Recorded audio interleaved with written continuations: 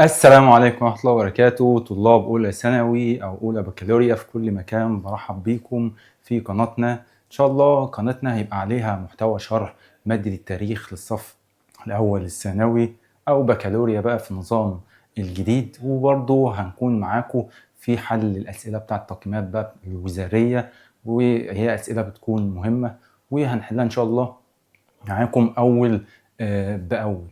طيب احنا طبعا عارفين انه الثانوي نظام مختلف تماما عن الاعدادي. انت في الاعدادي كنت ممكن تحفظ والسؤال يجيلك مباشرة فتحل من اللي انت حافظه، اما عندنا في الثانوي الاسئلة بتبقى مختلفة تماما، نظام معتمد على الفهم، بيتطلب تركيز جامد. ممكن تبقى قدام السؤال وتبقى مذاكر كويس جدا، ولكن بيبقى فيه صعوبة في الحل. ليه؟ لان انت ما استنتجتش، لان النظام بتاع الثانوي العام بيعتمد على الفهم والتحليل والاستنتاج. فاحنا عشان نفهم ونحلل ونستنتج لازم دايما نبقى مركزين ونبقى عارفين كل جملة ممكن نستنتج منها ايه. فمطلوب من حضرتك وانت بتتابعني يكون معاك قلمك او والمصدر اللي انت هتذاكر منه، سواء كتاب خارجي او كتاب المدرسة او على الاقل خالص كراسة حضرتك بتكتب فيها اول باول المعلومات المهمة اللي احنا هنركز عليها. يبقى كل اللي مطلوب من حضرتك انت تبقى مركز معايا في فيديو الشرح وتتابعني في حل الاسئلة اول باول. ويا ريت لو بتشوفونا اول مرة، طبعا اكيد بتشوفونا اول مرة، تعملوا اشتراك في القناة وتتابعونا. ويلا نبدأ المنهج ونعرف المنهج فيه ايه. طيب المنهج بتاعنا بيتكون من وحدتين. الترم الأول عندنا وحدتين. الوحدة الأولى فيها 3 دروس. أول درس اسمه الحضارة والتاريخ، نعرف يعني إيه النهاردة حضارة ويعني إيه تاريخ. تاني درس بيتكلم عن مصادر دراسة الحضارات، ايه هي المصادر اللي بنتعرف من خلالها على الحضارات، وعوامل قيام الحضارات، ايه العوامل اللي ساعد على قيام الحضارات. كل ده نتكلم عنه بالتفصيل في الدروس اللي جايه. اما الوحده الثانيه جميله وشيقه، بتتكلم عن التاريخ المصري القديم بالتفصيل، بقى الحياه السياسيه والاقتصاديه والاجتماعيه. طبعا تاريخ مصر القديم بيبقى تاريخ شيق وجميل وممتع، فان شاء الله هيبقى المنهج جميل جدا. طيب بالنسبة لدرسنا النهاردة وهو الحضارة والتاريخ، عايزين نعرف يعني ايه حضارة وتاريخ. قلمك بقى والكراسة والمصدر اللي احنا اتفقنا عليه ونبدأ نركز مع بعض. عايزين نعرف يعني ايه يا مستر حضارة وتاريخ. طيب علشان نعرف يعني ايه حضارة وتاريخ لازم نرجع بالزمن شوية حلوين لورا، سنين طويلة آلاف السنين، نعرف هو الإنسان كان عايش ازاي. الإنسان البدائي ده كان عايش ازاي. بيقول لنا انه كان الاول البشر عباره يعني اسر متفرقه، كل اسره عايشه مع نفسها متفرقه عن الاسره الثانيه، بتتنقل من مكان لمكان فوق الهضاب او الجبال، فوق المرتفعات. يبقى بتتنقل الاسر ديت فوق الجبال او الهضاب. طيب ليه يا مستر بيتنقلوا فوق المرتفعات ديت؟ قال لك علشان يبحثوا عن الطعام، بحثا عن الطعام والشراب. يبقى الأسر ديت كانت عبارة عن أو كانوا أسر متفرقة، كل أسرة ماشية مع نفسها كده، بيدوروا على طعام، بيدوروا على شجرة ياكلوا منها ثمرة، يصطادوا طير، أي حاجة ياكلوها، وبيدوروا على ميه. ولكن بعد كده الاسر ديت بدات تتجمع في جماعات صغيره مع بعض. ليه؟ هم حسوا انه الاحسن في حياتهم ان هم يبقوا وحده واحده، او ان هم يتجمعوا. ليه؟ علشان يواجهوا صعوبات الطبيعه. ايه هي صعوبات الطبيعه دي يا مستر؟ طبعا زي ما احنا بنقول هم كانوا عايشين على المرتفعات الهضاب، فطبعا بيواجههم الصعوبات الطبيعيه ديت. يعني هم كانوا عايزين يتعاونوا، وما الناس دي كانت بتدور على اكل وعلى طعام، وبالتالي التعاون كان افضل ليهم في حياتهم البدائيه دي. طيب بيواجهوا برضو من ضمن صعوبات الطبيعة، بيواجهوا حيوانات مفترسة. فالأفضل إن احنا نكون جماعة، لما يواجهنا حيوان مفترس هنعرف نتصدى له، عكس لما كل واحد مجرد ما أي حيوان مفترس يجي هيكون. إنما لما نكون جماعة مع بعض هنقدر نواجه الحيوان المفترس ده. طيب يبقى هما واحدة واحدة اقتنعوا بكده إن احنا لازم نبقى نتوحد أو لازم نبقى مع بعضنا. طيب اتعاونوا في ايه كمان يا مستر؟ قال لك في الصيد. بدأوا ان هم يصطادوا وهم بيبحثوا عن الطعام. بدأوا ان هم يصطادوا غزلان، طيور، علشان برضه يلبوا احتياجاتهم الأولية من الطعام. طيب احنا يعني ايه احتياجات أولية برضه عشان ما نتوهش؟ ويعني ايه احتياجات ثانوية؟ في حاجة اسمها احتياجات أولية للإنسان، وفي حاجات اسمها احتياجات ثانوية. ايه هي الاحتياجات الأولية يا مستر؟ الاحتياجات الأولية ديت الطعام والشراب والملبس. يعني حاجات أنا ما أقدرش أستغنى عنها. أنا أقدر أستغنى عن المية أو عن الطعام أو عن اللبس؟ لا، لازم الحاجات دي يوميا، لا إما كده مش هعرف أعيش، صح؟ طيب الحاجات الثانوية زي الرفاهية بقى وكده، يعني حاجات يعني ممكن أعيش من غيرها. تمام؟ طيب ظلوا على هذه الحالة أزمنة طويلة، فضلوا مع بعض كده بيتعاونوا مع بعض وعايشين حياة التنقل والترحال في جماعات وبيصطادوا. يبقى أول نشاط اكتب بقى معايا، اكتب معايا. أول نشاط اقتصادي قام به الإنسان هو حرفة إيه؟ حرفة الصيد. يبقى أول نشاط اقتصادي قام به الإنسان هي حرفة الصيد. يبقى في البداية يا جماعة نركز مع بعض. كان البشر أسر متفرقة، خلاص؟ بيعيشوا حياة التنقل والترحال، بيتنقلوا من مكان لمكان. ليه يا مستر؟ عشان بيبحثوا عن الطعام. بعد كده تجمعوا مع بعض في جماعات صغيرة. تمام؟ طيب بدائية عشان يواجهوا صعوبات الطبيعة والتعاون في الصيد، وظلوا على هذه الحالة أزمنة طويلة. طيب أنا كده كإنسان كائن مستهلك، أنا مش بنتج. أنا بعمل إيه؟ بدور على طعام وشعرات، وبالتالي مع الوقت مش هلاقي ولا أكل ولا طعام، يعني ولا أكل ولا طعام، لأني ما بنتجش، صح؟ طيب فمع الوقت الهضاب دي جفت، ما بقاش فيها ميه. كانوا معتمدين على ميه المطر بتنزل بيلاقوا ميه بيشربوا وبياكلوا هكذا. لما الهضاب دي جفت بدأ انه ينزل يبحث على مصدر للميه، مش هيفضل قاعد بقى مكان، فنزل للوادي، للنهر. طيب ولما نزل للنهر خلاص ايه ده، ميه كتير وانه يقدر يعيش في المكان ده، خلاص. ومفيش الصعوبات اللي كان بيواجهها هناك في الهضاب والمرتفعات. الاراضي سهليه، كمان كانت اراضي خصبه صالحه للزراعه. بس هو مع الوقت ابتدى يكتشف بقى الزراعه. تمام يا شباب، مركزين معايا؟ يبقى لما الهضاب جفت ما بقاش فيه ميه، نزل للوادي لقى الميه واكتشف الزراعه وبدأ بقى انه يستقر هناك. خليني اقول نقطه مهمه جدا، وهو لما ايه السبب الرئيسي لنزول الانسان القديم للوادي؟ قال لك بسبب الطبيعه. ايه هي الطبيعه يا مستر؟ المناخ. تمام؟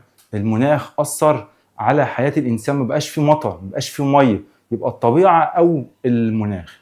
تمام؟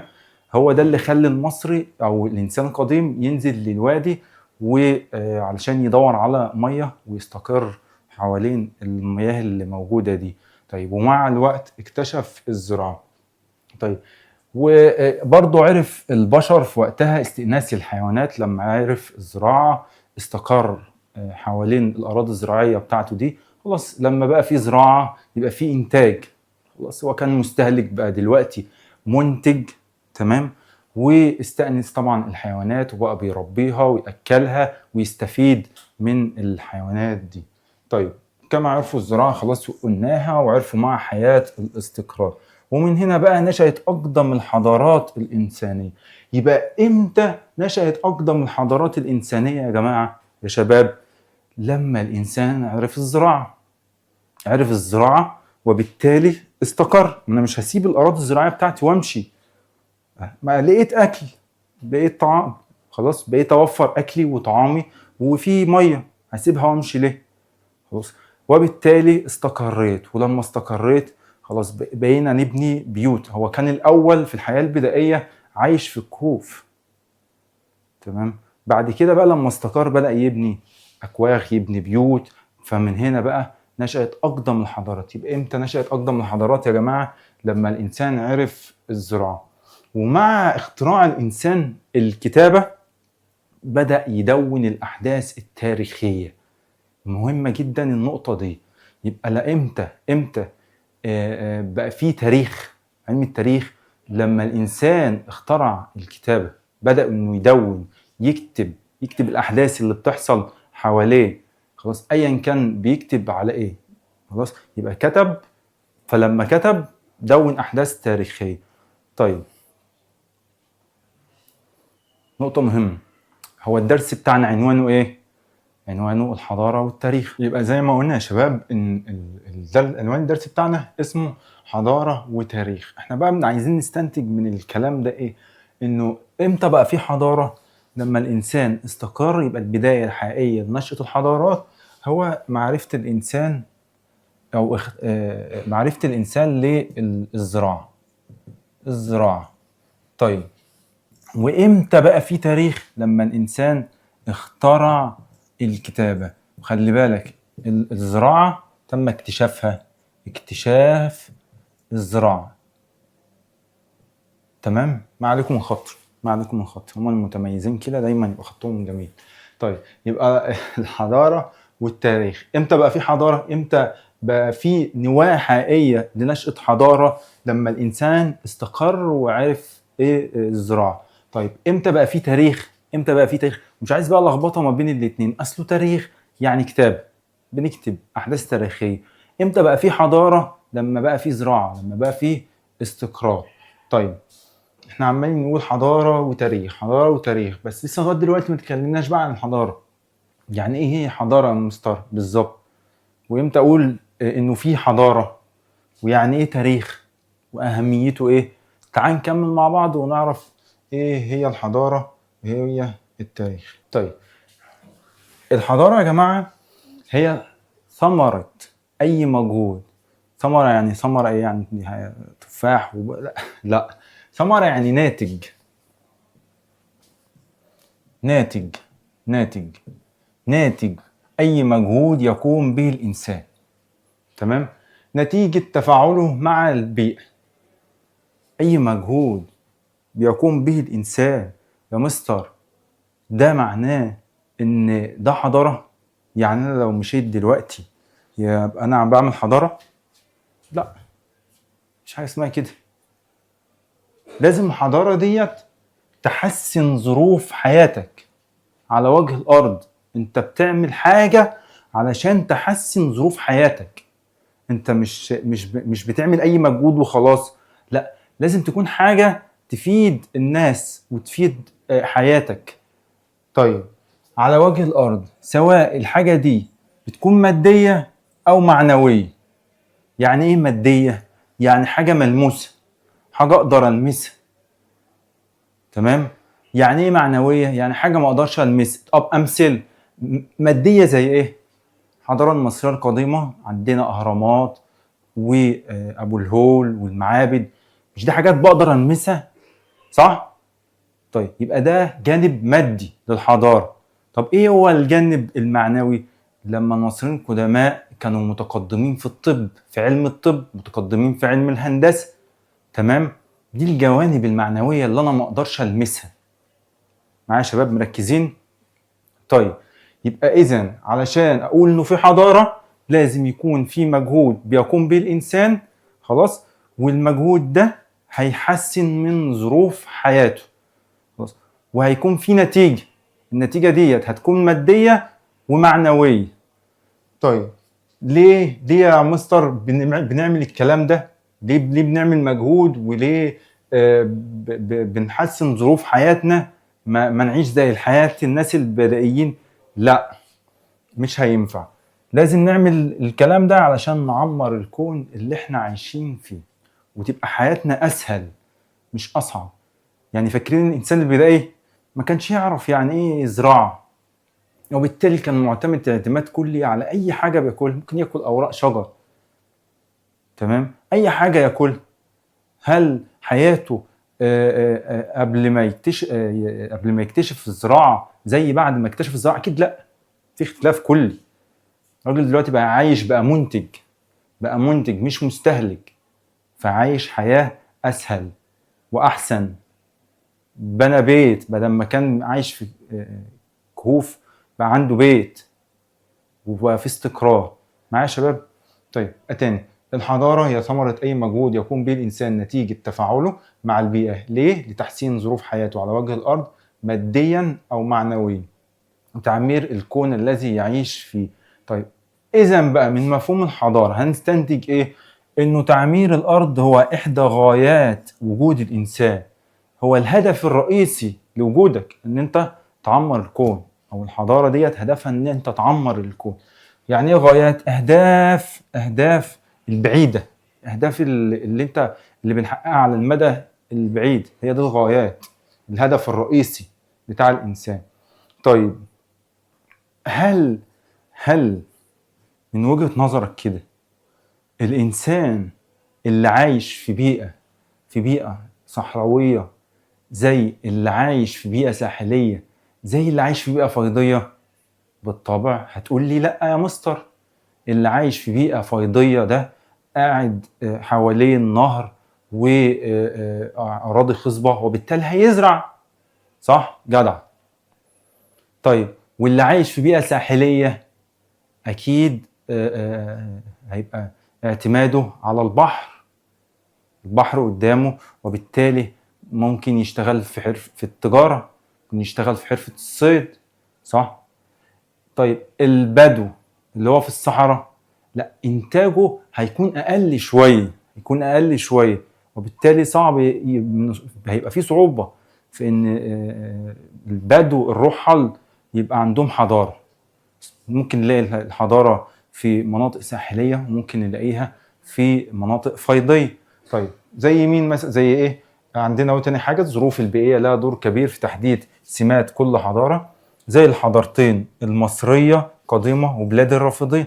الحضارتين اعتمدوا على الزراعه. في تانية اعدادي طبعا وثالثه اعدادي عارفين انه بلاد الرافدين دي اللي هي العراق، فيها نهرين واحنا عندنا نهر، وبالتالي الحضارتين قاموا على اساس قيام الزراعه.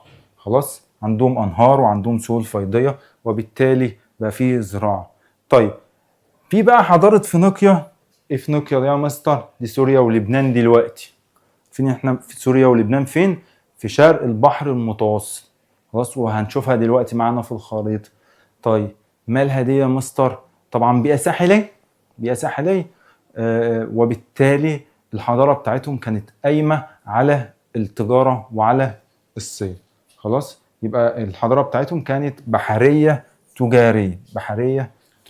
يبقى إذا الظروف البيئية لها دور مهم جدا في حياة الإنسان واستقراره. تمام؟ وكل بيئة بتختلف عن التانية. طيب تعال نكمل كده. زي ما احنا قلنا، بيقول لكل حضارة اهو اسهامات تستفيد منها الإنسانية. مادية، العمارة بكل أنواعها زي المنحوتات زي مثلا تمثال أبو الهول كان عبارة عن حجارة واتنحت. تمثال أبو الهول. وعندنا النقوش والاختراعات المختلفة. طيب على فكرة من ضمن الحاجات اللي نقدر نقول عليها حضارة دلوقتي الشاشة دي. مش الشاشة دي حاجة مادية كانت موجودة قبل كده ولا لا؟ هتقول لي طبعا ما كانتش موجودة قبل كده، فلما تم اختراعها على طول دي حضارة. صح؟ حاجة هي هتفيد الإنسان وهتحسن من ظروف حياته.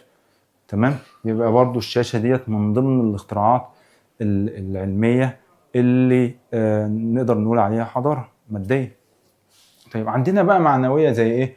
الفكر، الأدب، الثقافة، الفنون العلوم المختلفة زي الرياضة والهندسة والفلك والطب. وقلنا كمثل الحضارة المصرية القديمة لها جانبين، جانب معنوي وجانب مادي.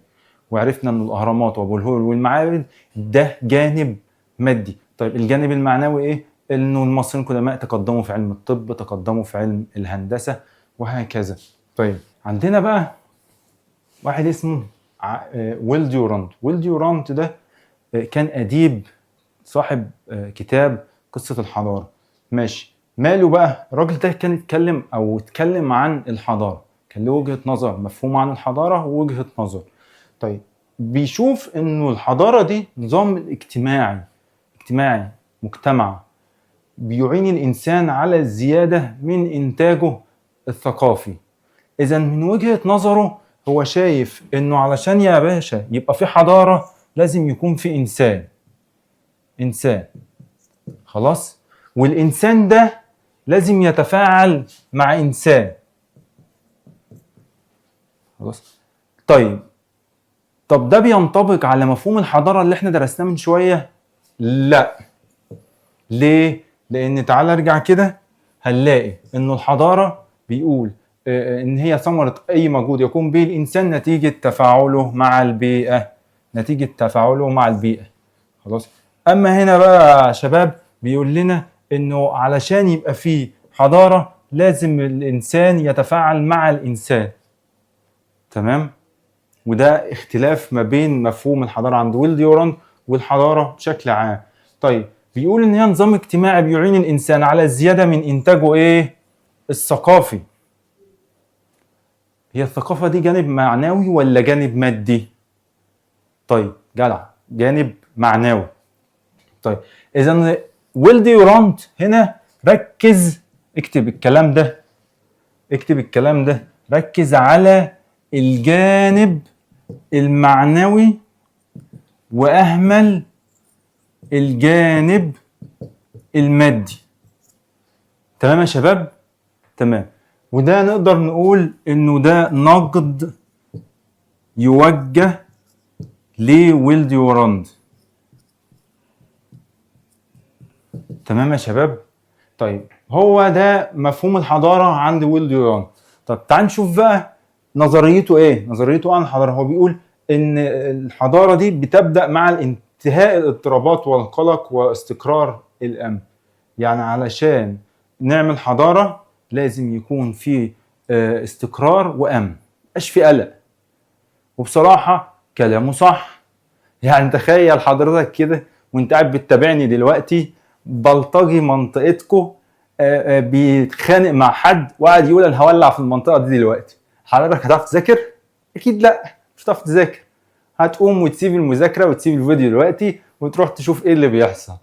وهو عنده حق، لازم يكون علشان يكون في حضارة او ان انت تعرف تنتج لازم يكون في استقرار.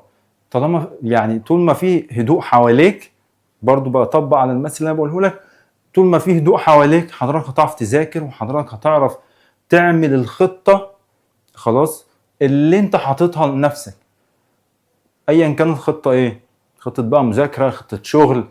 اما بقى لو في اضطرابات لا قدر الله، لو في مثلا حرب حواليك، اكيد الدنيا هتبقى اصعب، صعبة ان يبقى في حضارة.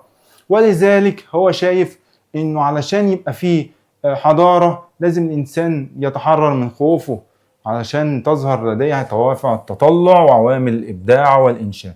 يبقى عشان انت تبدع انت كمان لازم تبقى مستقر ذهنيا ويكون في امن وما يكونش فيه اي اضطرابات. وبصراحة هو الراجل في الحتة دي عنده حق.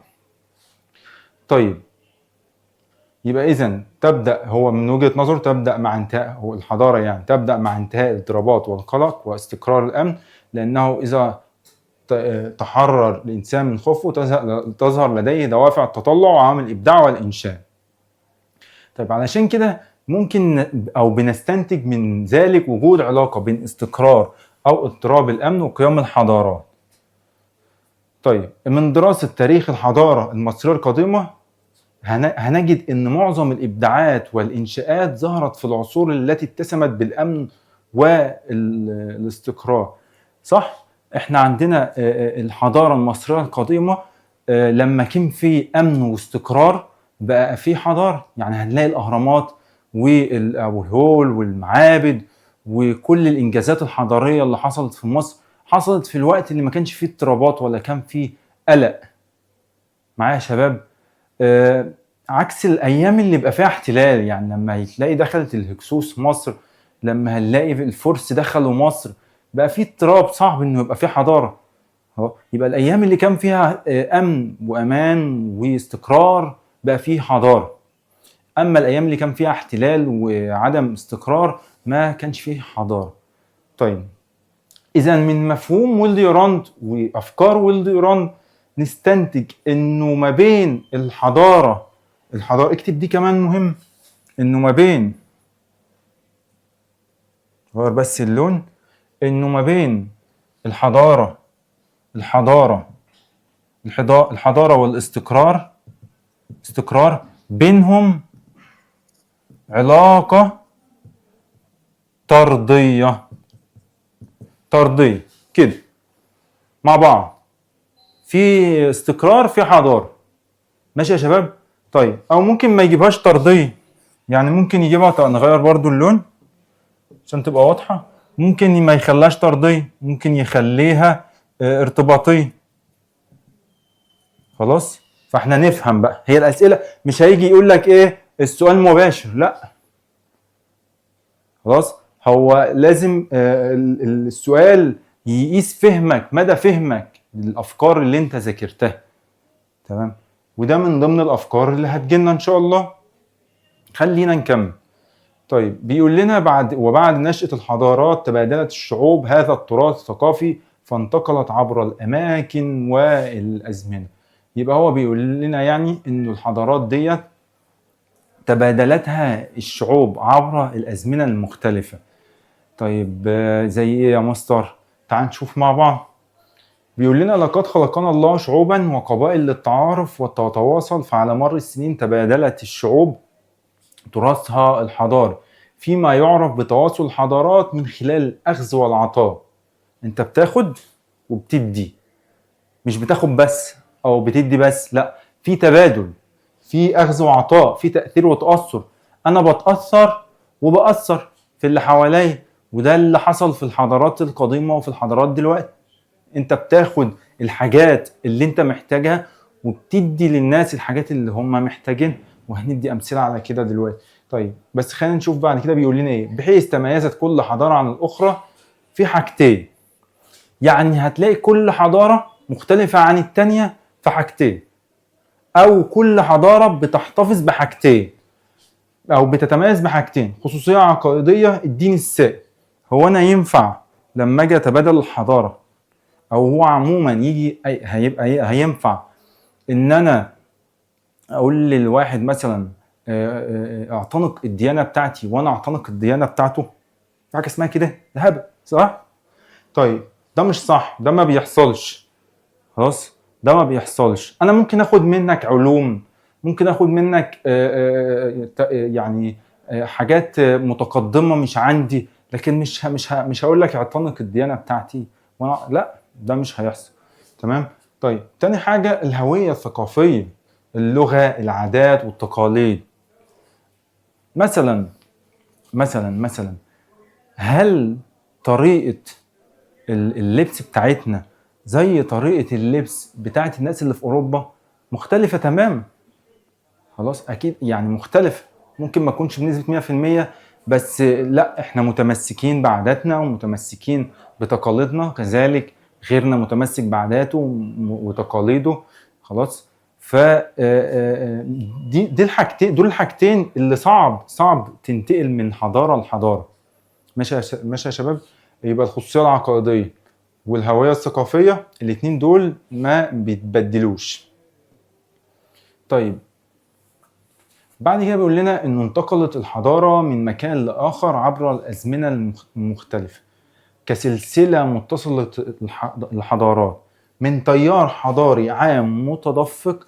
حيث، خلي بالك بقى، انا عايز بس ان ايه نتكلم عن الحضارات. هو هنا الاول عايز يقول لنا انه الحضارات مش ثابته. يعني لو سالتني وقلت لي يا مستر هي الحضاره فين دلوقتي، او هي ثابته ولا متنقله، هقول لك هي مش ثابته، هي متنقله. طب هي فين دلوقتي؟ ده اللي انا عاوزه، ده اللي هنقوله مع اقوله لك دلوقتي. طيب انا عايزك بس تركز في الخريطه. احنا عندنا 6 قارات، في 7 مش محتاجينها، اللي هي القاره القطبيه الجنوبيه. عندنا قاره استراليا، وعندنا قارات العالم او قارات العالم القديم وقارات العالم الجديد. طيب عندنا في قارات العالم القديم عندنا مصر وفينيقيا وعندنا بلاد فارس. طيب عندنا بقى وعندنا طبعا في قارات العالم القديم عندنا اليونان وروما. في قارات العالم بقى الجديد عندنا امريكا الشماليه والجنوبيه وهكذا. طيب تعال نشوف هي بدأت الحضارات دي فين، امتى نشأت أقدم الحضارات. فاكرين من شوية قلنا امتى نشأت أقدم الحضارات؟ لما الإنسان عرف الزراعة. طيب فين بقى؟ في مصر والعراق بدأت تنشأ أقدم الحضارات. أقدم الحضارات في مصر والعراق لما الإنسان اكتشف الزراعة. هم عايشين على سهول خصبة زي ما احنا اتكلمنا، وبالتالي زرعوا واستغلوا الزراعة دي، وواحدة واحدة بقى فيه حضارة. طيب عندنا برضو في بلاد الشرق القديم فينيقيا اللي هي سوريا ولبنان حاليا. عندنا بلاد فارس اللي هي إيران دلوقتي. طيب تعال نشوفهم كده على الخريطة. فين بقى الحضارات يا مستر اللي بدأت في الشرق؟ عندنا مصر اهي، وعندنا هنا بلاد فارس، وعندنا هنا فينيقيا اللي هي سوريا ولبنان. ماشي يا شباب؟ طيب هنلاحظ حاجة في الخريطة او في الجزء دي، في الحضارات اللي قامت في الشرق. هي الحضارات اللي قامت في الشرق ديت موقعها فين؟ لازم نكون عارفين. مصر بتقع على البحر المتوسط، فينيقيا برضو بتقع على البحر المتوسط، يبقى مصر بتتشابه مع فينيقيا في الموقع. عندنا العراق هنا برضو، وبلاد فارس الاتنين بيطلوا على الخليج العربي. خلاص يا شباب؟ مهمة جدا. يبقى بدأت امتى؟ فين يا شباب الحضارات؟ في الشرق القديم في الأماكن اللي احنا ذكرناها. بعد كده يا شباب انتقلت إلى الغرب، ما ثبتتش، ما فضلتش في مكان واحد. تمام؟ راحت فين؟ راحت لليونان ورومان في قارة أوروبا. استقرت هناك في أوروبا؟ لا، زي ما احنا بنقول متنقل. غادرت لتعود إلى الشرق مرة أخرى، رجعت تاني للشرق حيث الحضارة الإسلامية قعدت بقى عدة قرون تصل إلى 1000 عام. عشان كده هنلاقي إنه الحضارة قعدت في الشرق أكتر من أي مكان. الحضارات في الشرق فضلت مدة طويلة جدا، أطول مدة فضلت في حضارات في الشرق، أطول مدة للحضارات في الشرق. طيب عندنا بقى بعد كده انتقلت الحضارة مرة أخرى إلى الغرب، فكانت الحضارة الغربية الحديثة. طيب نكتب بقى الكلمتين دول: الحضارة كالطائر الجوال، موطنه الأصلي. طبعا حضرتك هتقول لي عشان سهلة اهي، موطنه الأصلي فين؟ الشرق، بلاد الشرق. طيب الحضارة برضو نفس الجملة، كالطائر الجوال، مستقر الآن. اوعى تجاوب على سؤال في الامتحان غير لما تقرأ السؤال للآخر وتقرأه كلمة كلمة وتفهمه. طيب إجابة ده بقى هيكون إيه؟ لما أقول لك الحضارة كالطائر الجوال مستقر الآن، دلوقتي بقى هو بيسألك دلوقتي فين؟ طبعا في الغرب. مفهوم يا شباب؟ يبقى امتى بدأت نشأت أقدم الحضارات في الشرق؟ دلوقتي مستقر فين؟ في الغرب. تمام؟ ده بالنسبة للحضارة يا شباب. يبقى احنا الدرس بتاعنا بيتكلم عن الحضارة والتاريخ، وده الجزء بتاع الحضارة. اظن سهل جدا جدا، كل اللي انت محتاجه شوية تركيز شوية انتباه، وهتقرأ الدرس بعد كده هتلاقي كل حاجة سهلة وجميلة. تاني حاجة عندنا في الدرس يا شباب هو التاريخ. يعني ايه علم التاريخ. طيب بيقول لنا انه التاريخ علم بيتناول النشاط الانساني. التاريخ علم بيتناول النشاط الانساني، ما بيفكركش بحاجة قلناها من شوية؟ طبعا بيفكرنا. تعال نشوف كده. بيقول لنا الحضارة ايه؟ مالها الحضارة؟ ثمرة اي مجهود يقوم به الانسان نتيجة تفاعله مع البيئة. يبقى هنا الحضارة عبارة عن مجهود بيقوم به الإنسان، أو ثمرة نتيجة أي مجهود يقوم به الإنسان نتيجة تفاعله مع البيئة. هنا بقى في التاريخ يقصد به العلم أو علم يتناول نشاط الإنسان. يبقى القاسم المشترك. يعني ايه يا مستر القاسم المشترك؟ يعني ايه القاسم المشترك؟ يعني وجه التشابه. وجه التشابه ما بين ايه بقى؟ ما بين الحضارة والتاريخ. ان الاتنين بيتكلموا او الحضارة مجهود الانسان، لكن التاريخ بيتناول مجهود الانسان. يبقى الاتنين مشتركين في ايه؟ في مجهود الانسان. طيب تعال نكمل كده. التاريخ يعني ايه؟ يقصد به العلم، او يقصد بعلم التاريخ انه علم يتناول النشاط الانساني في كافة الازمنة المختلفة. هو مش بيدرس النشاط الانساني في زمن واحد بس، لا، في كل الازمنة. طيب لمعرفة الماضي عشان تعرف ايه اللي حصل في الماضي، وكمان تفهم اللي بيحصل دلوقتي، واستشراف المستقبل. استشراف يعني تتنبأ. خلاص، مش تتنبأ بمعنى تتنبأ، لا، يعني انت لما بتقرأ التاريخ متكرر، احداثه متكررة. يعني ممكن حاجات تحصل زمان لا بتحصل دلوقتي. يعني ممكن تبقى قاعد مع حد قارئ التاريخ يفضل يقول لك والله ده ممكن يحصل كذا كذا كذا. ممكن ده على اساس ايه؟ على اساس ان هو درس التاريخ. الانسان تفكيره متكرر. تلاقي الناس اللي قبلنا ممكن يعملوا، او من خلال الناس اللي قبلنا نقدر نعرف الناس اللي موجودة دلوقتي ممكن يعملوا ايه. معايا يا شباب؟ فعلشان كده بنقول انه التاريخ بيدرس النشاط الانساني في كافة الازمنة المختلفة لمعرفة الماضي وفهم الحاضر عشان تفهم ايه اللي بيحصل حواليك دلوقتي، واستشراف المستقبل، تنبأ بالمستقبل.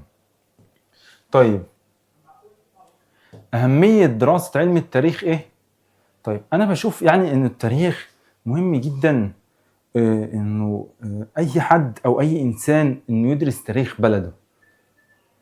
والتاريخ عموما بيفتح مخك لحاجات أنت ما كنتش عارفها، أو ممكن ما تكونش مدرك ليها في الوقت اللي أنت مش مطلع على التاريخ. التاريخ يا شباب عامل زي الشجرة كده اللي ملهاش جذر. يعني لو انت ما ذاكرتش التاريخ تبقى عامل زي الشجرة اللي ملهاش جذر، اي رياح معدية ممكن تشيلها من مكانها. علشان كده التاريخ مهم، هو الهوية بتاعتك. انت ازاي يعني ما تكونش عارف بلدك اصلها ايه؟ ازاي ما تكونش عارف اصلك ايه؟ انت مين وايه الحاضر بتاعك؟ خلاص. عامله زي يعني في امثله كتير تخليك تحب التاريخ. علشان كده مهم جدا ان انت تكون مهتم بالتاريخ. وعموما كده لازم تهتم بالتاريخ دلوقتي، وفي اولى تحديدا، علشان يعني لو حتى يعني مش بتحبه، علشان حضرتك رايح تانية وتانية بكالوريا دلوقتي طبق عليهم التاريخ، وبالتالي انت لازم تقفل فيها. علشان حضرتك لو حضرتك حابب تخش طب، حضرتك حابب تخش صيدلة، فانت بقيت دلوقتي مجبر تحبها. فحب التاريخ، ومش عشان هو بقى عليك، حبه علشان لازم تحبه، علشان ده تاريخ بلدك. ودي حاجات هتفيدك 100% هتفيدك. هتبقى واعي باللي بيحصل حواليك. اكيد من خلال دراستك برضو السنة اللي فاتت لمنهج تالتة اعدادي ودرست الصراع العربي الاسرائيلي، هتفهم ايه اللي بيحصل حوالينا دلوقتي، صح؟ دي من ضمن الحاجات برضو المهمة اللي تخليك تفهم تاريخ وتدرس التاريخ. طيب تعال نشوف بقى التاريخ أهميته إيه بالنسبة للمنهج بتاعنا. بيقول لنا استخلاص العبر من تاريخ الأمم السابقة. والله في أخطاء عملها الناس اللي قبلنا، فاحنا نتعلم من الأخطاء دي. يعني لما نقرأ التاريخ ونشوف الأخطاء دي ما نكررهاش تاني. حلو يا شباب. طيب تاني حاجة إبراز القدوة الصالحة من الشخصيات التاريخية التي تركت بصمات واضحة على شعوبها ليقتدي بها الإنسان. والله درسنا مثلا في الإعدادي، في تانية إعدادي، السيرة النبوية النبي محمد صلى الله عليه وسلم والصحابة. خلاص درسنا عمر بن الخطاب.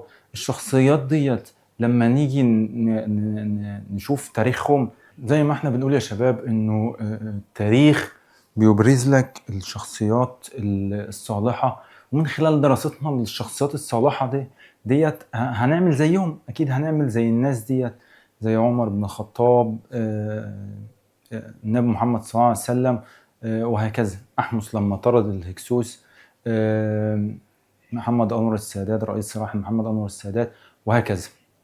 طيب النقطة اللي بعد كده تنمية الشعور بالمسؤولية في المحافظة على المكاسب التي حققها المجتمع والمساهمة في حل مشكلاته. انت هيتنمى عندك شعور بالمسؤولية، تحس ان انت مسؤول.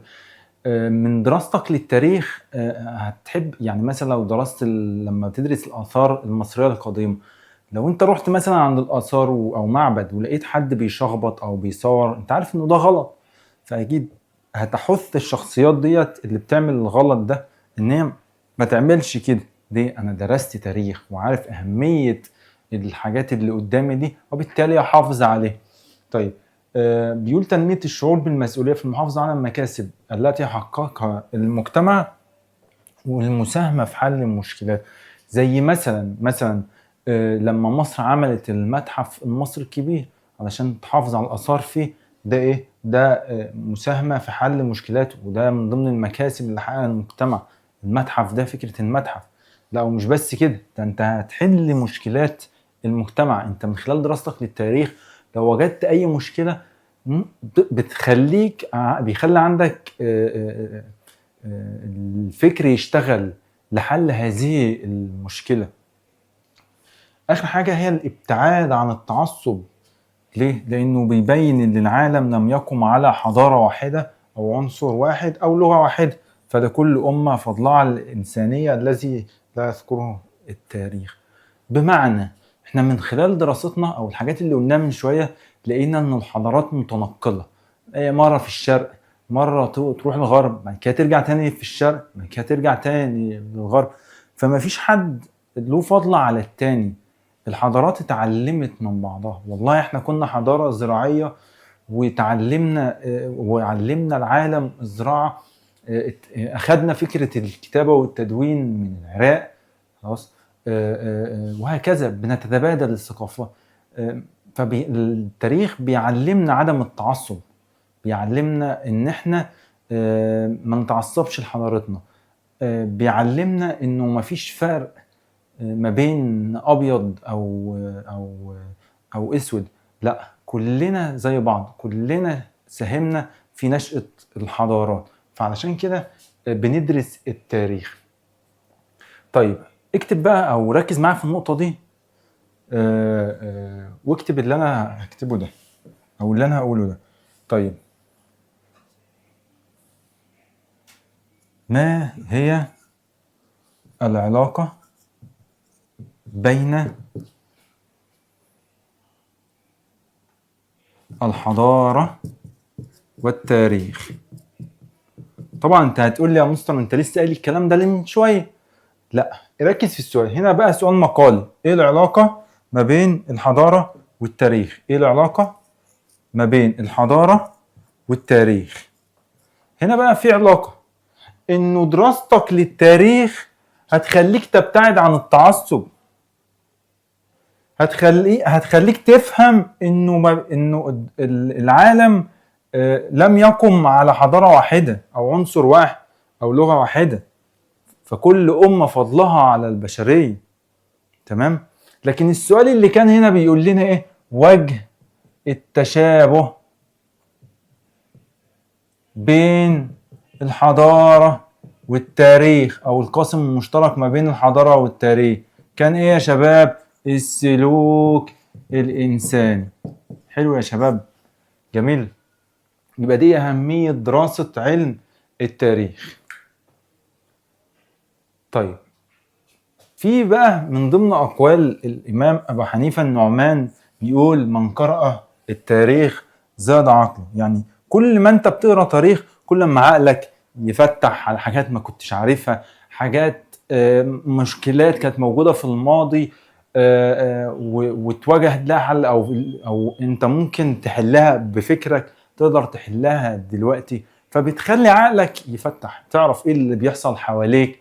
فزي ما احنا بنقول يا شباب، من اقوال الامام ابو حنيفة النعمان بيقول: من قرأ التاريخ زاد عقله. فاكرين الحضارة كان لها جانبين، جانب معنوي وجانب مادي. هنا برضو الامام ابو حنيفة النعمان ركز على الجانب المعنوي.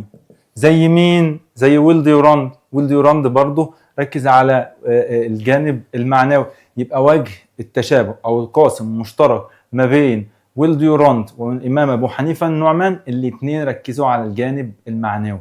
خلاص يا شباب، مركزين معايا؟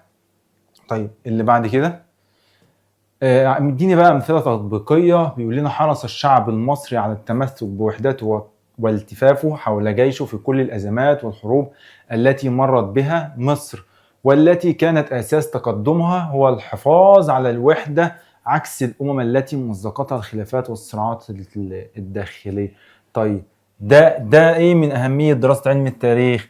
ده بيعد قراءة جيدة لتاريخ الأمم السابقة. أنت لما بتقرأ تاريخ الأمم السابقة، وهتقرأ برضو إن شاء الله في التاريخ بتاعنا ده، خلاص، والترم التاني هتلاقي إنه في دول كان أهلها ما بينهم وما بين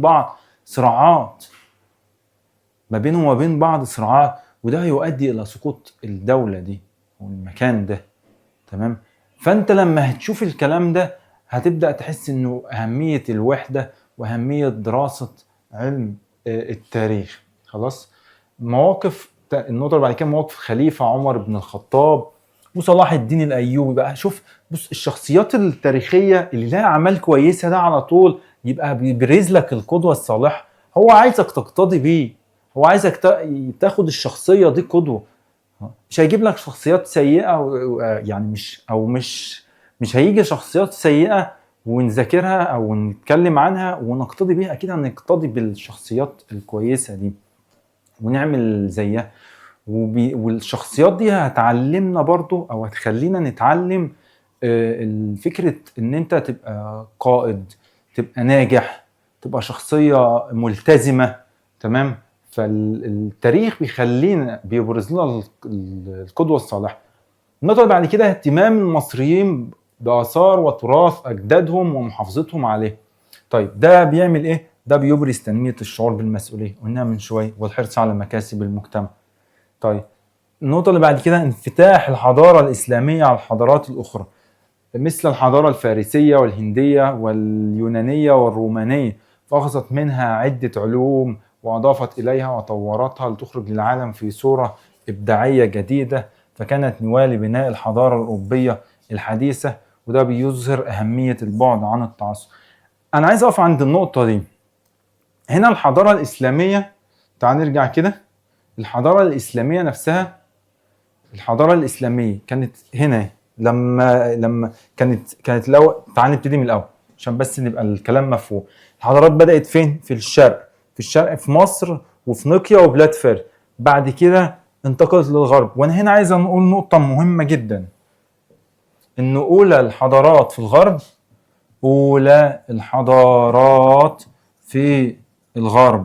وركز بقى، أنا بقول لك فين في الغرب باشا؟ اليونان. معايا؟ اليونان هي اللي نشأت في الغرب أولى حضارات. لكن لما أقول لك في الشرق، لا، اصحى. لما أقول لك أولى الحضارات اللي نشأت في الشرق غير خالص لما أقول لك أولى الحضارات اللي نشأت في الغرب. خلاص. طيب،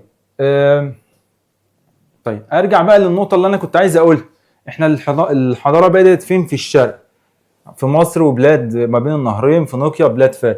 بعد كده انتقلت للغرب في اليونان والرومان. بعد كده رجعت تاني للشرق على ايد الحضاره الاسلاميه، وقعدت لعده قرون تقترب من الالف. طب انت عايز تقول ايه من هنا يا مستر؟ ان احنا استفدنا من الحضارات اللي قبلنا، اليونان والرومان، خلاص، وهم كمان استفادوا مننا،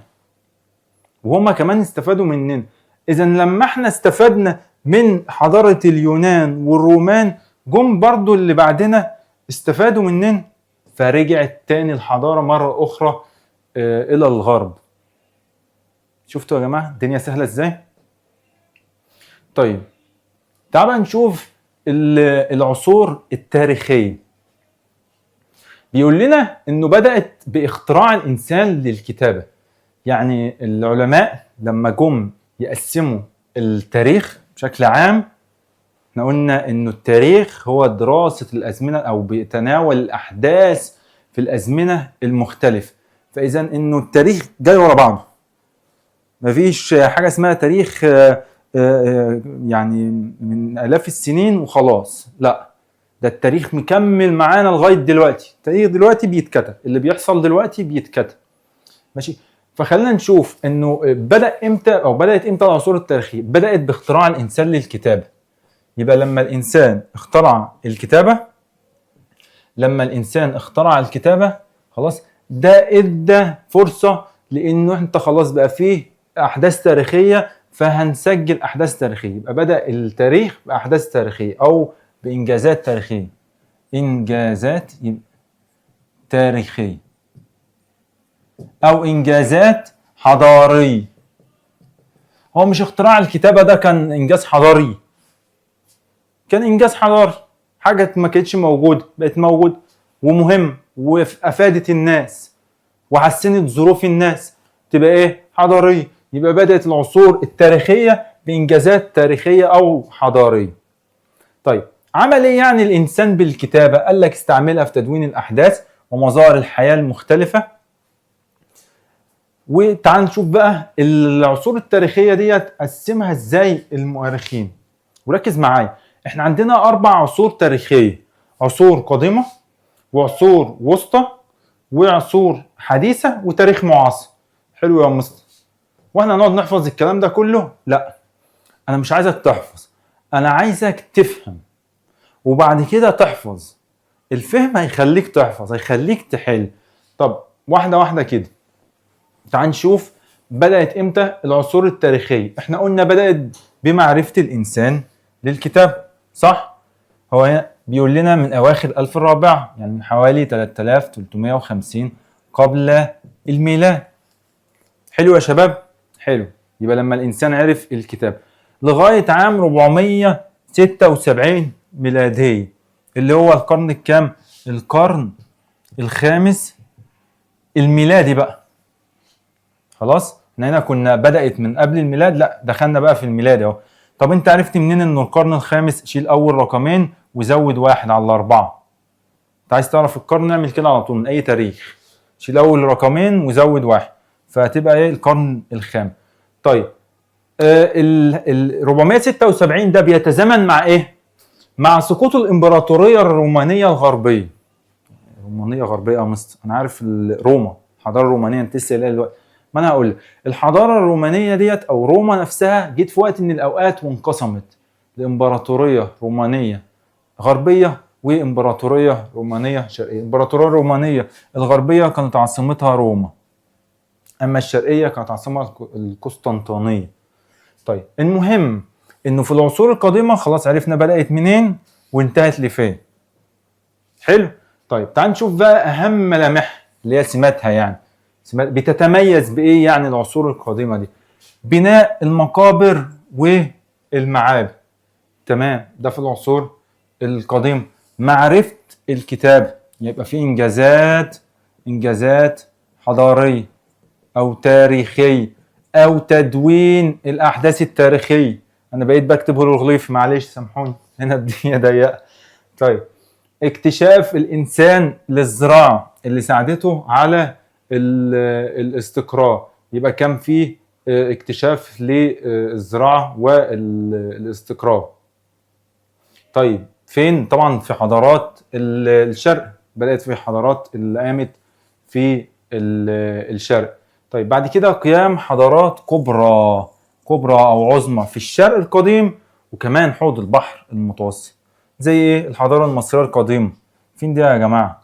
في قارة أفريقيا، العراق، آسيا، بلاد فارس آسيا، بلاد اليونان أوروبا، فينيقيا آسيا. يبقى أكتر القارات استحواذا على الحضارات أو أكتر القارات كان فيها حضارات كانت قارة آسيا تحديدا في العصور القديمة. تمام يا شباب؟ طيب عايز أقول برضو، تعال نرجع كده، هي بدأت الحضارة في الشرق القديم فين؟ في مصر وبلاد العراق وفينيقيا وبلاد فارس. حلو. بعد كده انتقلت لفين؟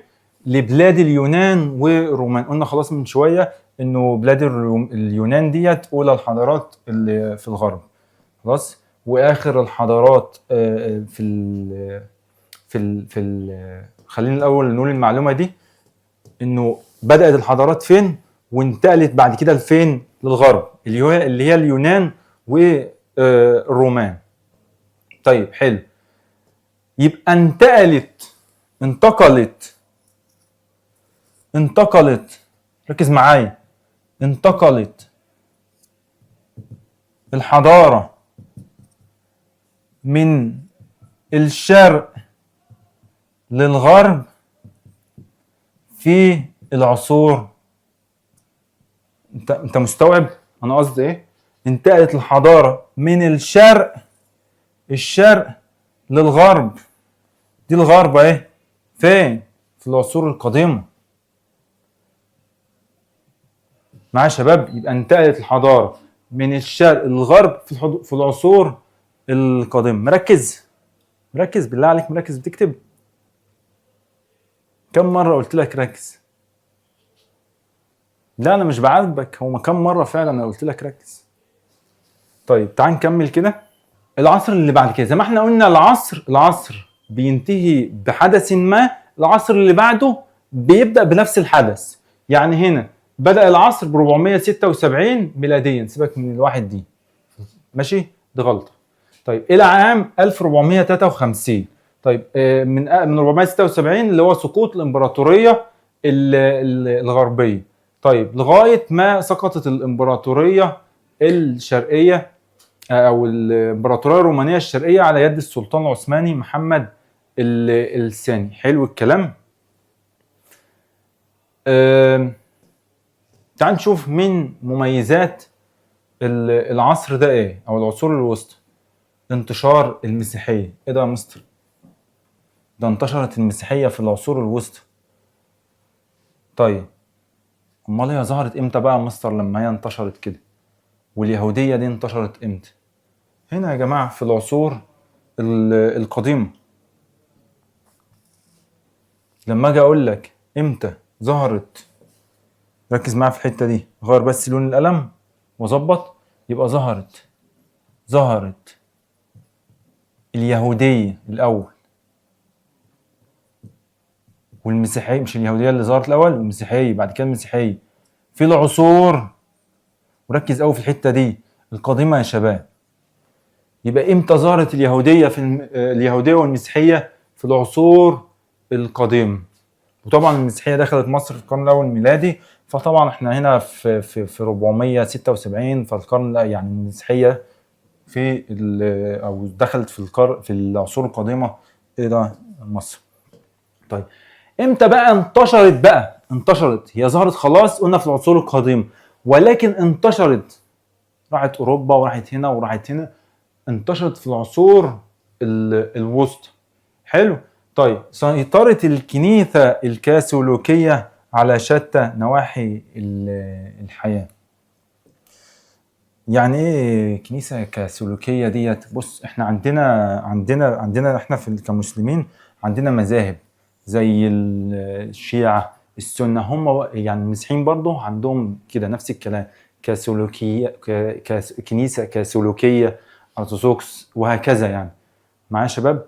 فالكنيسة الكاثوليكية كانت مسيطرة بقى على كل نواحي الحياة في أوروبا في الوقت ده. طيب النقطة اللي بعد كده قيام نظام الإقطاع وسيطرة رأس المال والجهل. بص، طالما في إقطاع، احنا درسنا الكلام ده السنة اللي فاتت في التاريخ بتاع ثالثة إعدادي، طالما في إقطاع في مكان اعرف إنه في جهل وفي تخلف وفي مرض ومفيش تقدم. ليه؟ لأنه هيبقى فئة صغيرة هي اللي بتملك مساحات كبيرة من الأراضي الزراعية وبيشغلوا فيها ناس، وده طبعا ظلم اجتماعي. يبقى انتشر الظلم الاجتماعي. اكتب الكلام ده، كل كلمة من دي بقى مهم. يبقى انتشر الظلم الاجتماعي فين؟ في العصور الوسطى تحديدا في أوروبا. حلو. بعد كده من سمات العصور الوسطى انه ظهر الإسلام في القرن السابع الميلادي وانتشار الفتوحات الإسلامية. لا مش هنعديها كده. هو الإسلام ده مش ثالث الديانات السماوية؟ يبقى ظهر آخر أو ثالث الديانات السماوية في العصور الوسطى. ماشي يا شباب؟ زي ما احنا قلنا الأسئلة ما بتجيش بشكل مباشر، لازم تكون فاهم. ماشي؟ فهو هنا بيقول لنا انه ظهر الاسلام في القرن السابع الميلادي. هو مش هيقول لك هو ظهر في القرن الكام، يعني مش هيجي لك بقى بشكل مباشر كده يقول لك هو ظهر في القرن الكام، او يقول لك هو اخر الديانات السماويه، او يقول لك ثالث الديانات السماويه ظهرت في العصور ايه؟ في العصور الوسطى. طيب وانتشرت الفتوحات الاسلاميه. خلي بالك بقى، انتشار الفتوحات الاسلاميه اي فتح اسلامي على طول عصور وسطى. يعني لما اجي اقول لك اي قائد فتح اي مكان، اي قائد اسلامي فتح اي مكان، عصور وسطى. تمام. ازدهار طبعا الحضاره العربيه الاسلاميه من الصين شرقا وحتى الاندلس غربا. يعني اي حاجه لها علاقه بالاسلام والحضاره الاسلاميه على طول يا شباب اختاروا العصور الوسطى. وطبعا بنقرا السؤال بتأني، خلاص يبقى اي حاجه لها علاقه بالديانه الاسلاميه على طول بنختار العصور الوسطى. يعني مثلا اي فتح اسلامي عصور وسطى، بيكلمك عن فتح مسجد يبقى على طول عصور وسطى. تمام يا شباب؟ طيب عايز اقول برضو انه في العصور الوسطى لما اجي اكلمك عن انتشار المسيحيه، سيطره الكنيسه الكاثوليكيه، ظهور اسلام، ازدهار الحضاره، هنا العصور الوسطى ديت اصطبغت بالصبغه الدينيه. يقول لك اي العصور التاليه اتسمت بالصبغه الدينيه عصور وسطى. خلاص. او تميزت العصور الوسطى باصطباغتها يعني ايه؟ يعني تميزت بالحياه الدينيه. خلاص. كانت اكثر الحاجات اللي فيها حاجات لها علاقه بالدين. طيب ده بالنسبه للعصور الوسطى. بعد كده يا جماعه العصور الحديثه بتبتدي من امتى؟ من 1453 من فتح القسطنطينية عاصمة الدولة البيزنطية، سقوط الإمبراطورية الرومانية الشرقية على يد السلطان محمد الفاتح. ممكن نقول هنا برضو إنه كانت الفتوحات الإسلامية نقطة التقاء بين العصور الوسطى والتاريخ المعاصر. اهو يا شباب، بدأ بفتوحات إسلامية لغاية ما وصلت للحرب العالمية الأولى. طيب تعال نتكلم عن العصور الحديثة اللي بتبتدي زي ما احنا قلنا من 1453. القرن يا شباب، انت بقى قول لي، انا قلت لك القرن بيجي ازاي؟ انا هكتبها عندي هنا وانت اكتبها عندي. القرن الخامس عشر. ماشي. طيب الى عام 1914 لما قامت الحرب العالميه، طبعا الحرب العالميه الاولى 1914. طب اهم ملامح العصور الحديثه دي يا شباب، اول حاجه ظهور النهضه الاوروبيه وقيام الثوره الصناعيه وقيام حركه الكشوف الجغرافيه وقيام حركه الاستعمار الاوروبي. الجزء ده يا شباب مهم جدا ومحتاج تركز معايا قوي فيه وتبقى مفتح دماغك كده، علشان ده مش محتاج حفظ خالص، ده محتاج فهم. بيقول لنا انه في العصور الحديثه حصل حاجه اسمها نهضه اوروبيه. يعني ايه نهضه اوروبيه؟ يعني نهضه في كل المجالات، هيبدا بقى يحصل تقدم في كل المجالات، من ضمنها حاجه اسمها الثوره الصناعيه. ايه اللي حصل يعني ايه ثوره صناعيه؟ قال لك ان اوروبا في الوقت ده تقدمت في الصناعه، تحولت الصناعه فيها من اليدويه الى الالات. كانوا بيصنعوا عن طريق ايدهم كده، مصنوعات يدويه، وبدا يبقى في الات، والالات ديت بدات تنتج بقى بكثره. لما اكتشفوا تحديدا طاقه البخار، فالناس عايزين ينتجوا بكثره، فعايزين مواد خام. طب المواد الخام ديت، وفي نفس الوقت يا جماعه انا لما انا الثوره الصناعيه ديت لما حصلت، خلاص زي ما انا بقول عايز مواد خام، وفي نفس الوقت عايز ناس ابيع لها الحاجات اللي انا بصنعها دي، انا هبيع لنفسي، يعني انا اصنع وابيع لنفسي، عايز افتح لنفسي اسواق.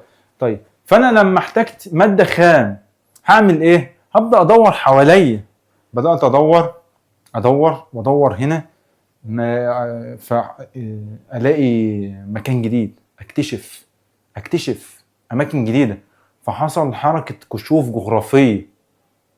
يبقى السبب ايه اللي خلاني اوصل لكشف جغرافي؟ ان انا اصلا بدور على الماده الخام.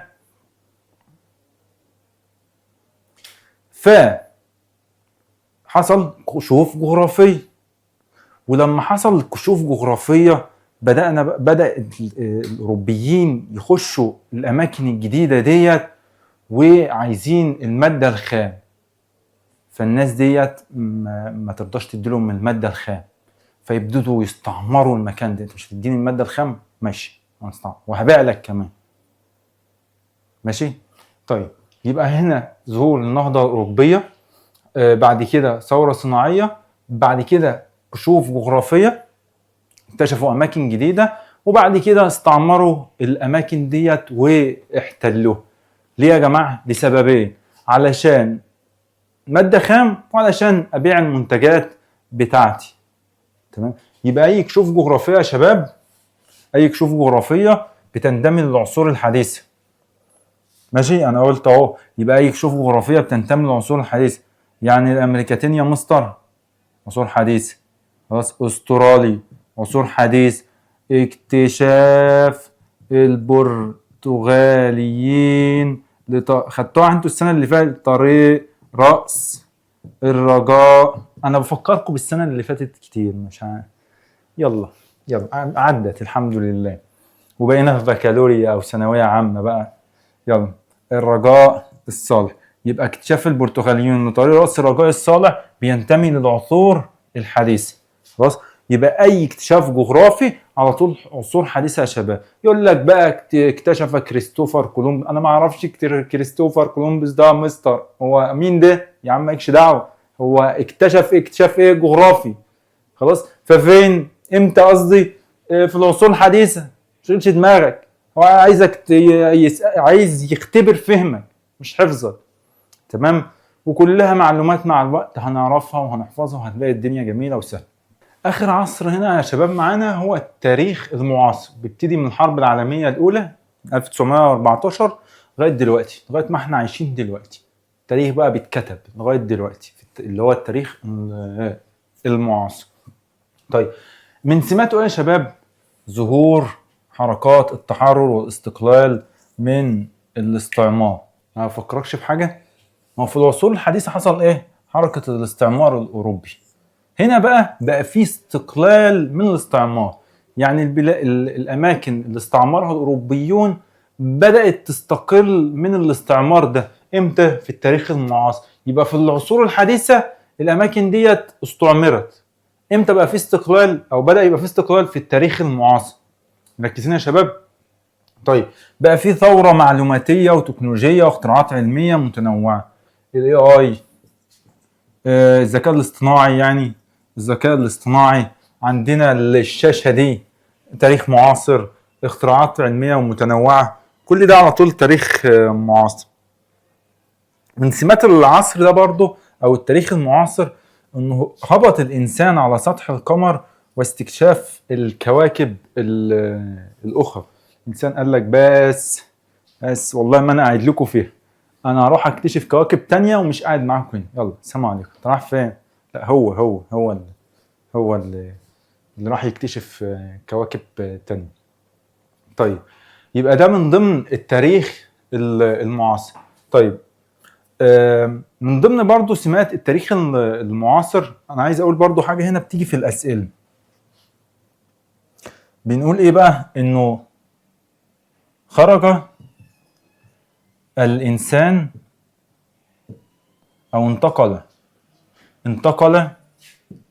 اكتب يا اكتب. انت مركز بقوا كام دلوقتي؟ انت بقوا كام مركز دلوقتي؟ ركز بس. انتقل الانسان خارج الغلاف الجوي في طبعا التاريخ المعاصر. طيب من ضمن سمات العصر ده برضو يا شباب الحروب العالمية المدمرة للبشرية. خلي بالك هنا حرب عالمية أولى، هنا حرب عالمية، الحرب العالمية الأولى. أنا بعلم فين؟ وهنا وصلنا للحرب العالمية الثانية. الحرب العالمية الثانية موجودة برضو في التاريخ المعاصر. يبقى الحرب العالمية الأولى في العصور الحديثة وفي استعمار، وهنا في حرب عالمية ثانية وما زالت الحروب مستمرة لغاية دلوقتي. يبقى في وجه شبه ما بين التاريخ المعاصر اكتب معايا وجه شبه ما بين التاريخ المعاصر والعصور الحديثة. وجه الشبه ايه يا شباب؟ الحروب المدمرة للبشرية. تمام؟ طيب عندنا بقى تلوث البيئة، الأدخنة مثلا، عوادم السيارات، اي حاجة لها علاقة. لو جاب لك مثلا معظم الأسئلة ممكن يجيب لك فيها صور. لو جاب لك صورة وليكن قمامة مثلا، يبقى ده من ضمن سمات التاريخ المعاصر. تمام؟ تفشي الأمراض الخطيرة برضه من ضمن سمات التاريخ المعاصر. هنلاحظ ان في ايجابيات، حاجات حلوة عملها الانسان في التاريخ المعاصر وحاجات سلبية. عشان كده بنقول على العصر ده عصر المتناقضات. حاجة وعكسها يبقى على طول تاريخ معاصر. ليه؟ عندك حاجات إيجابية اهي حصلت وحاجات سلبية، عشان كده بنقول عليه التاريخ المعاصر. وبكده يا شباب خلصنا الدرس الأول اللي هو درس الحضارة والتاريخ. إن شاء الله هنحل أسئلة الوزارة اللي هي التقييمات، والأسئلة دي بتكون مهمة جدا جدا في حلها، وبيكون عليها درجات أعمال سنة كتير، ومعظم أفكارها هي اللي بتيجي في الامتحان طبعا، سواء كانت شهر أو امتحان نصف العام. فدي أنا هبقى مهتم بيها أكتر، يعني أكتر من أسئلة الكتب الخارجية. وإن شاء الله يبقى في مراجعات برضو، وهنحل أسئلة من عندنا وهنتابع مع بعض. ولو في أي أسئلة ممكن تكتبوها تحت في الكومنتات، ويبقى في تواصل ما بيننا. تقولوا لي إيه رأيكم في الحصة، إيه الحاجات اللي أنتوا محتاجينها، أساعدكم فيها إن شاء الله. يعني هستنى استفساراتكم ايا كانت الاستفسارات ديت، واتمنى ان انتوا تشتركوا في القناة، واشوفكم ان شاء الله الدرس الجاي.